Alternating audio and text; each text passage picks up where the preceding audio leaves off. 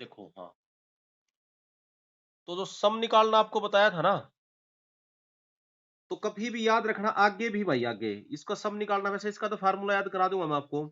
इसको निकालना जैसे आर से मल्टीप्लाई हो रहा है तो इसको आर से मल्टीप्लाई कर दो, सीक्वेंस को आर इंटू में एस एन, तो यहाँ क्या हो जाएगा ए आर, और यहाँ से लिखना शुरू कर देना प्लस ए आर स्क्र, और प्लस में यहाँ ये ए आर की पावर एन माइनस वन आएगा, और इसको मल्टीप्लाई करोगे तो क्या आ जाएगा ए आर की पावर एन। इन दोनों को माइनस कर दो आप, तो minus minus minus minus minus minus, देखो ये कैंसिल हो जाएंगे ये सब टर्म, तो यहाँ से एस एन कॉमन आ जाएगा, एस एन कॉमन आएगा तो क्या बचेगा वन माइनस में आर, ठीक है, इज इक्वल टू देखो इन दोनों में से, और यहाँ क्या बच जाएगा ए, यहाँ तो ए बचेगा और सब कैंसिल, ए के बच जाएगा माइनस में ए आर की पावर एन, ठीक है। तो जो एस एन की वैल्यू है वो ये हो जाएगी, ए कॉमन ले लोगे वन माइनस में आर की power n by one minus. आप सारे बच्चे समझ गए? तो याद रखना भाई बच्चों, किसी भी जीपी की एन टर्म्स का सम होता है ए इंटू में वन माइनस आर की power n by one minus R, लेकिन ये जब होता है जब R is not equal to one हो, क्योंकि आर वन होता तो डिफाइंड नहीं होता ना, फिर देखो जीरो बाई जीरो फॉर्म हो जाती है जो तुम्हें बता रहा था मैं। अगर आर वन है फिर आपको होगा जी फिर क्या होता, अगर आर वन होता तो फिर ये सीक्वेंस क्या हो जाती, फिर ये जरूरत ही नहीं पड़ती हमें, तो ये ए plus A plus A plus A N times ये हो जाता, तो एन ए सीधा आंसर आ जाता। जैसे थ्री प्लस प्लस थ्री, मान लो 100 बार थ्री ऐड करोगे तो थ्री इंटू में 100 हो जाएगा या नहीं हो जाएगा, तो वो सीधा ही आर, अगर आर वन है, if R is equal to one, अगर आर वन है तो ये क्या हो जाएगा बच्चों ए, तो फिर एस एन क्या हो जाएगा एस एन, तो वो आर वन है तो ये क्या हो जाएगा ए प्लस ए, और कितनी बार ए है एन टाइम्स ए, तो यानी एन ए सीधा आंसर हो जाएगा, ठीक है। तो देखो किताबों में कई जगह फार्मूला तो मैंने यही उसको कई बार ऐसे लिख देते हैं, तो उसमें ये कंफ्यूज नहीं होना भाई बच्चों, आप ये दोनों ध्यान रखना, ये ऐसे है एस एन की ऐसे वैल्यू लिख रखी है ए इंटू में वन माइनस आर की power n by one minus R, और ये बुक्स में कई जगह लिखा होता है जब है जब modulus R is less than one हो, और modulus R is equals greater than one है, तो इसको ऐसे लिख देते हैं ए इंटू में आर की power n minus one by R minus one. तो ये दो कोई अलग अलग फार्मूले थोड़ी ना है, ये तो एक ही बात है दोनों भाई, इसमें से माइनस वन कॉमन ले लोगे तो ये आंसर आ जाएगा, तो ये दो अलग अलग याद करने की जरूरत नहीं है। ये सिर्फ इसको ऐसा इसलिए लिखते हैं क्योंकि आर की वैल्यू वन से बड़ी होगी, तो भाई ये ऑब्वियसली आर की पावर एन माइनस वन इससे बड़ा होगा, तो ये प्लस में लिख लेते हैं ऐसे इसके अंदर, और कोई फर्क नहीं पड़ता। आप समझ गए बात ये? अच्छा एक बात और, इसकी इनफाइनाइट टर्म्स का सम भी एग्जिस्ट करता है, देखो अब देखो भाई बच्चों इनफाइनाइट का भी एग्जिस्ट कर सकता है सम, वो बड़ा छोटा सा फार्मूला होता है, आपको ये तो समझ में आ ही गया होगा, एन टर्म्स का सम समझ में आ गया होगा है ना। जैसे मान लो इसकी इनफाइनाइट टर्म्स का सम कभी याद करना हो तो याद रखियो, वो कब डिफाइंड होगा, देखो देखो भाई बच्चों, हमेशा ध्यान रखना infinite sum of infinite terms, sum of infinite terms, ठीक है। इनफाइनाइट टर्म्स का सम कब डिफाइंड होगा, वो होगा S infinity, S S infinite लिख देते हैं, वो होगा भाई A by one minus R. लेकिन ये डिफाइंड तभी होता है जब modulus R less than one होता है, modulus R greater than one होगा तो डिफाइंड ही नहीं होगा इनफाइनाइट टर्म्स का सम, क्योंकि वो तो हो ही नहीं सकता, ध्यान रखियो बात ये, आपको अगर ये कैसे आपने निकाला भाई, एक बात सुनो, अभी ये आगे हम पढ़ेंगे लिमिट का कॉन्सेप्ट, कभी भी हमें फाइनाइट इनफाइनाइट टर्म्स का सम निकालना है तो हम एन टर्म्स का सम निकालते हैं, और फिर एन को इन्फिनिटी टेंड करा देते हैं। तो एक पहली बात तो मैं आपको ये बताता हूँ, देखो अगर कॉमन रेशो, एक ये ध्यान रखना limit n tends to infinity, ये मैं एक रिजल्ट लिख रहा हूँ आर की पावर एन है, इसका आंसर या तो क्या होगा जीरो या होगा इन्फिनिटी। अगर मॉडुलस आर वन से छोटा है तो जीरो, अगर R modulus R greater than one है तो इसका आंसर आ जाएगा इन्फिनिटी। मॉडुलस आर की पावर आर एन ही लिख देता हूँ, चलो ठीक है। आपको होगा जी यो क्यों, ऐसे क्यों, देखो ये इनफाइनाइट का मतलब क्या होता है, देखो ये भी एक कॉन्सेप्ट है, ध्यान दियो बच्चों से समझना भाई, इसका ये रिजल्ट लिमिट में डिस्कशन है, लिमिट में भी बहुत यूज होगा, आप तो ऑब्जेक्टिव क्वेश्चन दे रहे हो तो उसमें कई जगह एनालिटिकल अप्रोच आ जाती है, इन्फिनिटी लिखा आ जाए तो आप कंफ्यूज नहीं होना, इसलिए मैं आपको बता रहा हूँ, देखो ये जो है आर की पावर एन है, वन से छोटा हुआ, एक बात बता जीरो क्यों होगा, लिमिट का मतलब होता है टेंड करना, जैसे मान लो आर को मैंने वन बाई टू ले लिया भाई, तो देख भाई वन बाई टू की पावर वन कर, जीरो करेगा तो आंसर वन आएगा, वन करेगा तो वन बाई टू की पावर वन करेगा तो one by two, two power करेगा तो वन बाई फोर, देखो पावर बढ़ा रहा है उसकी वैल्यू छोटी आ रही है, one by three, two power two की पावर थ्री करोगे तो वन बाई एट, देख जैसे ये था जीरो, और ये था भाई 1। देख 0 पावर पर तो आंसर आया 1। जैसे 1 पावर करी तो इसका आंसर हो गया हाफ। सिर्फ 1 कर रहा हूं मैं, देखते जाना ध्यान से। 2 पावर करी तो 1/4, इसका भी हाफ होगा, यानी यहाँ पहुंच गया। 3 पावर करी तो इसका फिर हाफ यहाँ आ गया। 4 पावर करूंगा तो इसका हाफ आ जाएगा। एक बात बताओ, ये तो मैंने 4 ही पावर करी है, 4 पावर में देखो 0 के कितने करीब आ गई। ठीक है। अगर जब मैं इसकी को इसकी पावर कर दी 1 लाख, तो आप क्या कहोगे? 1/2 की पावर 1 लाख करूंगा, ऐसे बढ़ता जाऊंगा तो नियर अबाउट 0 नहीं हो जाएगा? और मैं आपसे कहूँ भाई, अगर इसकी पावर कर दी इनफाइनाइट, मतलब इतनी बड़ी कि हम समझ ही नहीं सकते कितनी बड़ी पावर कर दी, तो आप ये नहीं कहोगे कि वो तो लगभग लगभग 0 को आंसर होगा। तो इसलिए जब इन्फिनिटी को टेंड कर दिया, तो ये आंसर 0 को टेंड कर जाएगा, अगर 1 से छोटा है। 1 से छोटा होता है कोई नंबर, तो उसकी जितनी बड़ी पावर करोगे उसका आंसर उतना ही छोटा आता है। आप समझ गए? इसलिए ऐसा होता है भाई बच्चों। और अगर 1 तक बड़ा होता तो जितनी बड़ी पावर करोगे, जैसे ये लिख दिया, अगर ये 2 होता, देखो 2 की पावर 1 कितना होगा? 2। 2 करेगा तो कितना हो जाएगा? 4। 3 करेगा तो कितना होगा? 8। अब 2 की पावर बढ़ाता जा रहा हो तो इसका आंसर भी बढ़ता जा रहा है, तो इसकी इनफाइनाइट करूंगा तो आंसर क्या होगा? इनफिनिटी आंसर आ जाएगा। आप समझ गए बात ये? ठीक है। तो अब हमें क्या है, देखो भाई बच्चों, इसके अंदर तो याद रखना हमेशा ये बात भाई, इसलिए लिखा। तो जैसे हमने ये एस एन निकाला था, एस एन क्या आया था जीपी का? ए इंटू में 1 माइनस में आर की power n by 1 minus R आया। तो इनफाइनाइट टर्म्स का निकालना है, तो ये क्या हो जाएगा? इस पे लिमिट लग जाएगी, एस इनफिनिटी क्या हो जाएगा? Limit n tends to infinity S n हो जाएगा। एस एन मतलब, देखो जरा ध्यान से, एस एन मतलब limit n tends to infinity. ठीक है। एन टेंड्स टू इनफिनिटी होगा तो ये क्या हो जाएगा? 1 माइनस में ए इंटू में 1 माइनस में आर की power n by 1 minus R आएगा। अब एक बात बता भाई, अगर आर है 1 तक छोटा, मॉडुलस आर, देखो यहाँ एन तो यही है, यहाँ पर लगेगा, तो आर की पावर एन का अटेंड कर जाएगा 0, तो क्या आंसर बच गया तुम्हारा? ए बाई 1 माइनस आर। भाई समझ में आ जाए तो अच्छा है, ना हुआ तो इस फार्मूले ना रट लियो।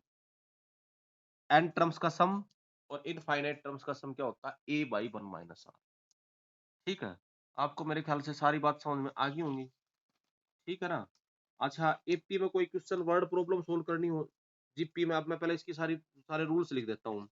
कोई वर्ड प्रॉब्लम सोल्व करनी हो, अगर 3 टर्म्स जीपी की लेनी होती हैं तो उसको ऐसे लेना: 3 terms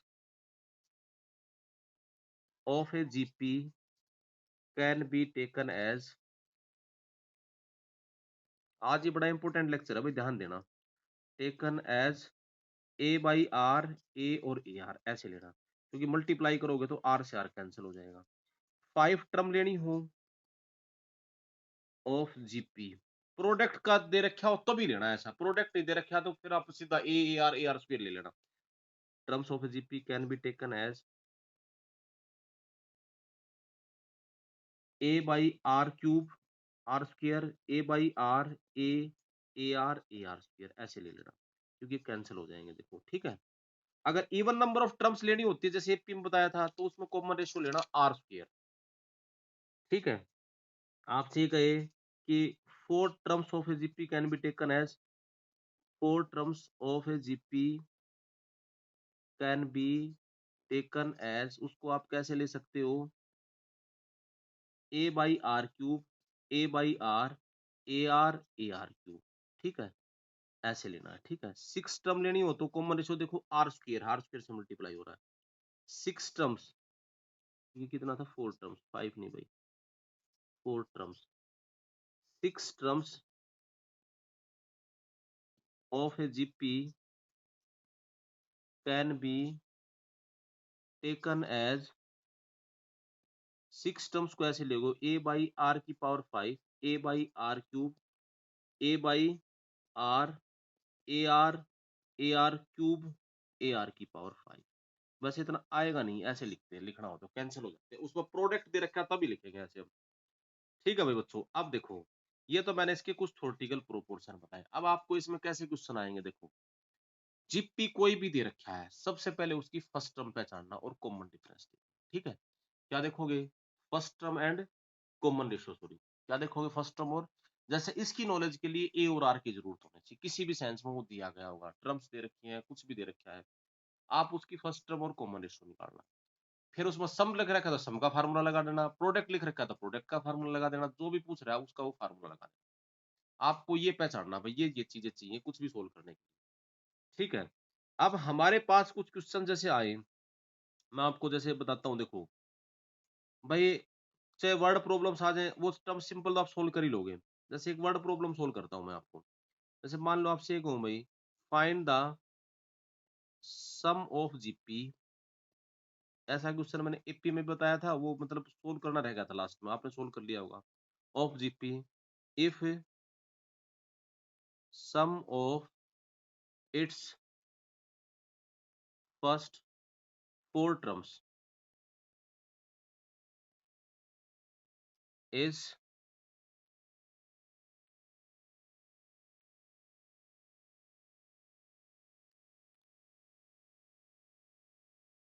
40 and sum of their square।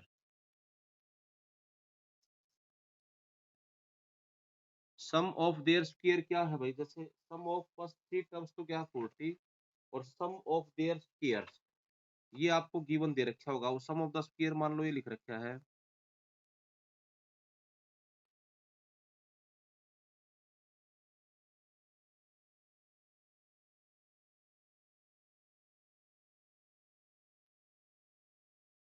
तो ये कितना दे रखा है जैसे आपको भाई,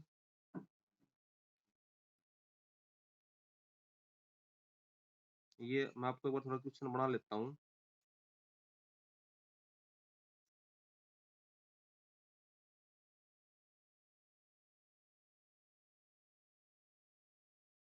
820 ठीक है, ये दे रखा है आपको, ये क्वेश्चन आपसे पूछना। तो आप इसको कैसे सोल्व करोगे? सम ऑफ फर्स्ट 4 टर्म्स तो दे रखे हैं आपको 40, और सम ऑफ देयर स्क्वायर दे दिया 820। उनके स्क्वायर्स का सम है 820, ठीक है। तो आप देखो इसको कैसे सोल्व करोगे बच्चों, देखो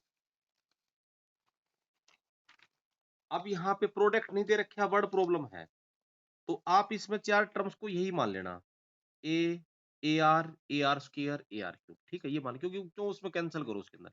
लेट ये 4 टर्म्स हैं, A R square, a are cube, ठीक है, ये 4 टर्म्स है जिसकी भाई, ठीक है।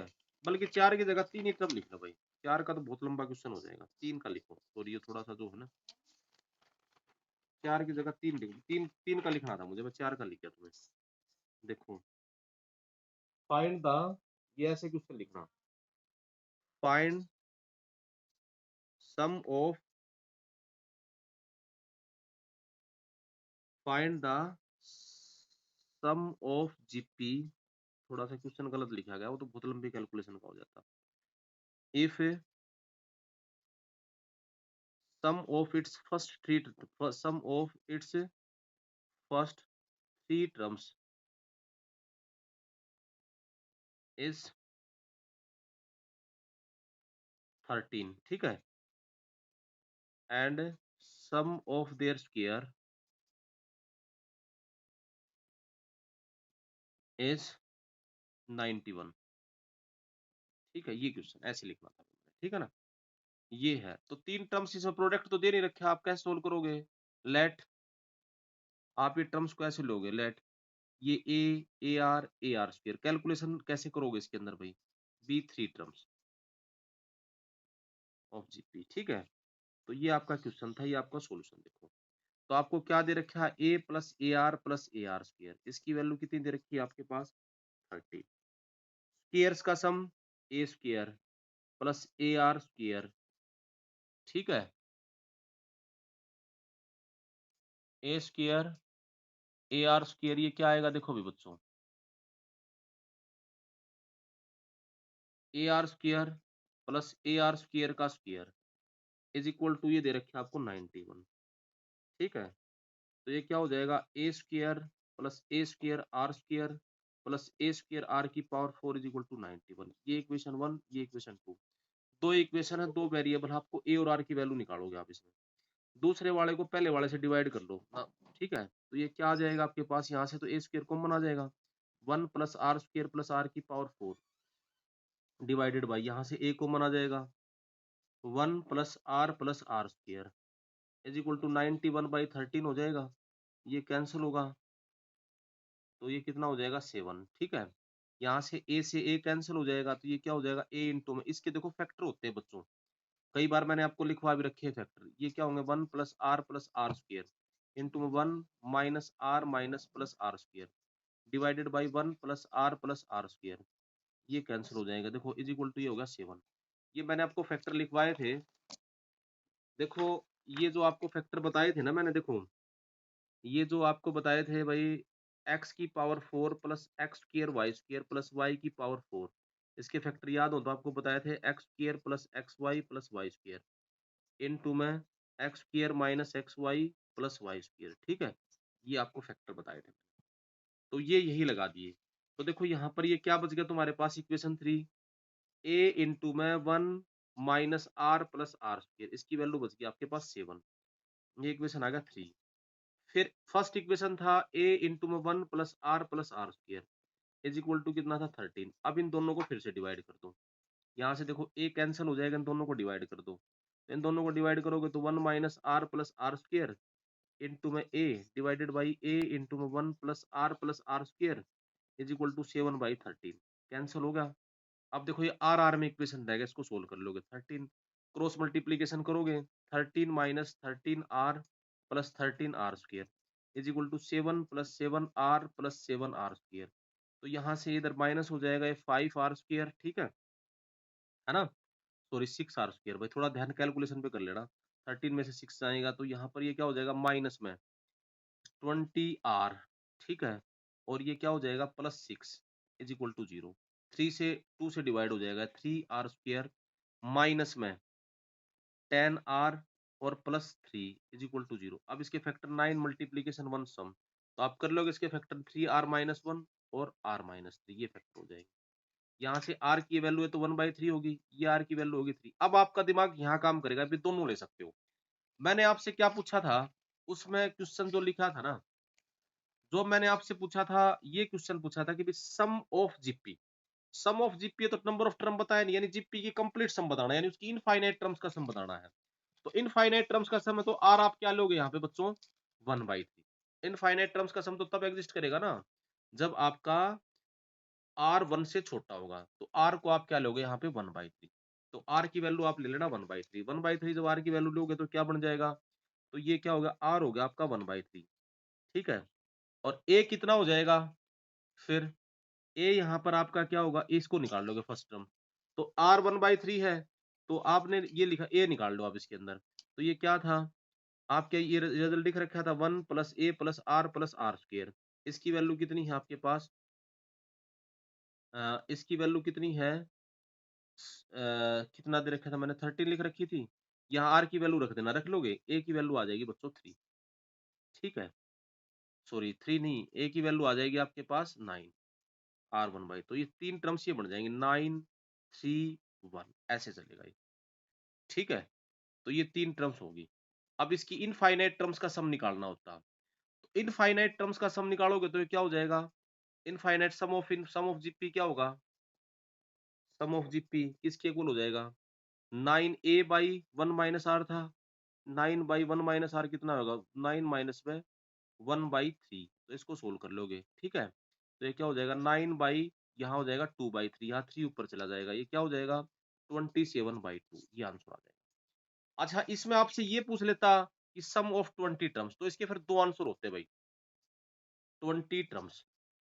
अगर पूरी जीपी का आंसर तो देखो ये मत समझना जनरली बच्चे उस 3 को लेंगे, क्योंकि फिर ये दो जीपी बनेंगे, एक जीपी तो ये 139 ये जीपी, इसकी 20 टर्म का सम, और एक जीपी 931 इसकी 20, क्योंकि है तो ये भी तो जीपी है ना, तीनों की तीनों, दोनों के दोनों, इसमें और इसमें अलग आंसर आएगा, क्योंकि इसमें कॉमन रेशियो कितना लिया जाएगा 3, इसमें कॉमन रेशियो लिया जाएगा 1/3। इसके अंदर S20 20 टर्म्स का सम कितना होगा 1 इंटू में 3 की पावर 20 माइनस 1/3 - 1। इसमें S20 9 इंटू में 3 की पावर 20 ना 1 माइनस में 1/3 की पावर 20 डिवाइडेड बाई 1 माइनस में 1/3। सोल्व कर लोगे, ये दो आंसर आपके इसके। तो भाई इस तरह के क्वेश्चनों को ऐसे सोल्व करना भाई। अब मैं इस पे इनफाइनाइट जीपी पे कुछ और क्वेश्चन आपको सोल्व कराऊंगा, वो अगली क्लास में सोल्व कराऊंगा अगले लेक्चर में, ठीक है। तो भाई बच्चों आज आप इसको अच्छे से इस लेक्चर को सुनना ध्यान से, और इसको सोल्व करके इस लेक्चर को, ये जो जीपी के जो मैंने आपको असाइनमेंट दे रखे हैं उसके जीपी के क्वेश्चन सोल्व करना। ठीक है? और जो भी उसमें कन्फ्यूज़न आए, डाउट्स है और बता देना। मैं कल आपको कोई और क्वेश्चन दूँगा, ठीक है? इसका वीडियो रिकॉर्ड करके भेज दूँगा आपके पास, ओके। ठीक है भाई बच्चों, कर लेना, दैट्स ऑल। अब मैं क्लास ओवर कर रहा हूँ आपकी।